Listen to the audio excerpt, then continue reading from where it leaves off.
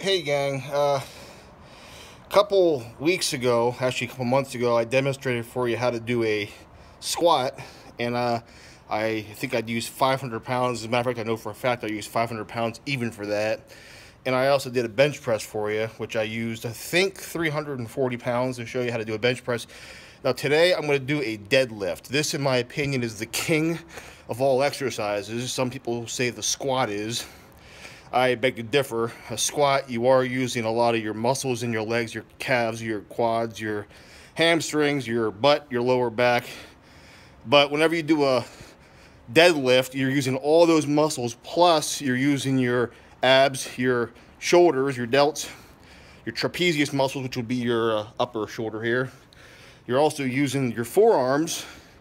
You're using actually your triceps too, and your biceps a little bit as well, and your upper chest. So whenever you do a deadlift, the proper deadlift, I'm not talking about a stiff leg one, I mean a proper deadlift, you are actually using more muscles in your body. Almost every muscle in your body gets used. So therefore I contend that the deadlift is the king of all exercises, not the squat. And that's why I encourage you to do them, but you got to do them correctly. Now I'm going to show you what I got going on here, okay? My phone's conking out because I can't reverse it, but this is a barbell. Each of these plates, and I have no idea why the weightlifting gurus made weights the way they do. A bar, an Olympic bar, is 45 pounds. Now I don't know why it's not 50 pounds. That's a dumb thing, but someone said, hey, 45 pounds, and consequently every plate, the big ones, are 45 pounds.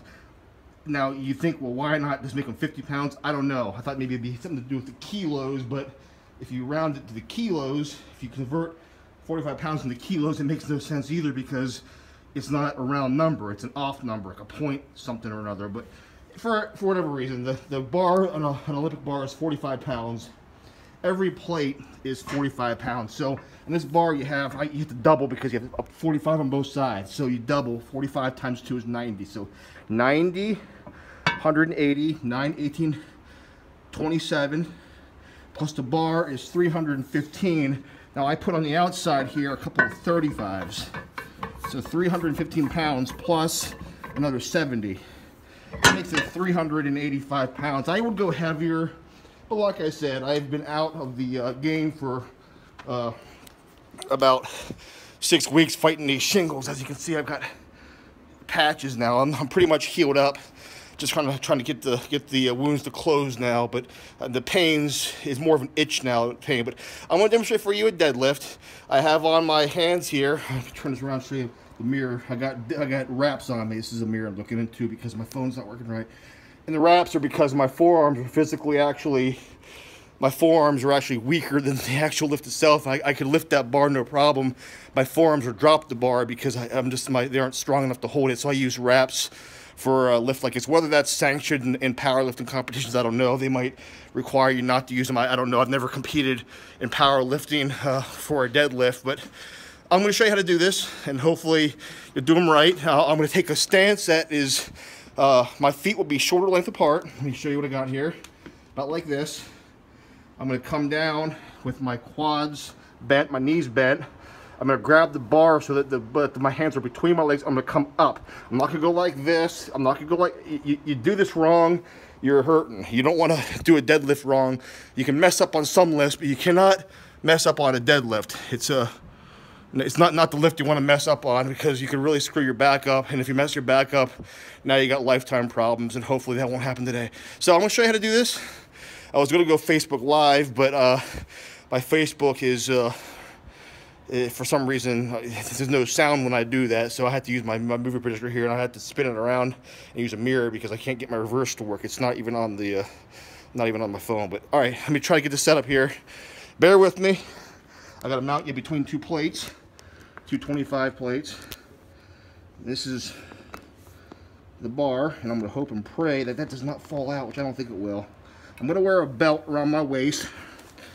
The belt more or less holds your guts in, because you don't want to break a hernia either, get a hernia through doing this, and also adds a little bit added support to the spinal column in the back, so you don't hurt yourself.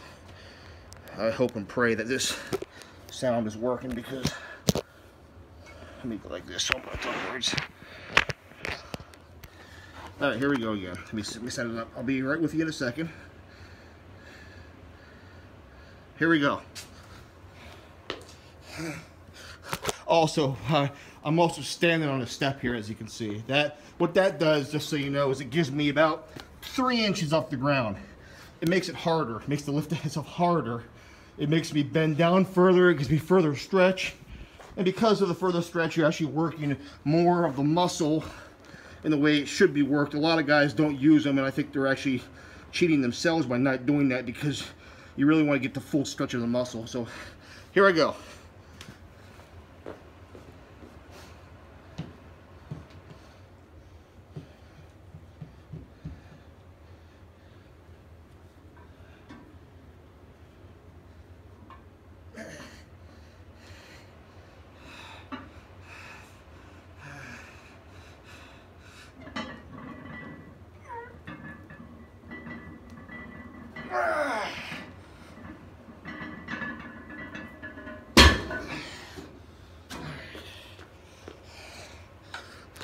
And you'll notice I didn't come down, crashing down. A lot of guys, when they come crashing down with that, I go up slowly and I come down slowly. That way the muscle is under full contention.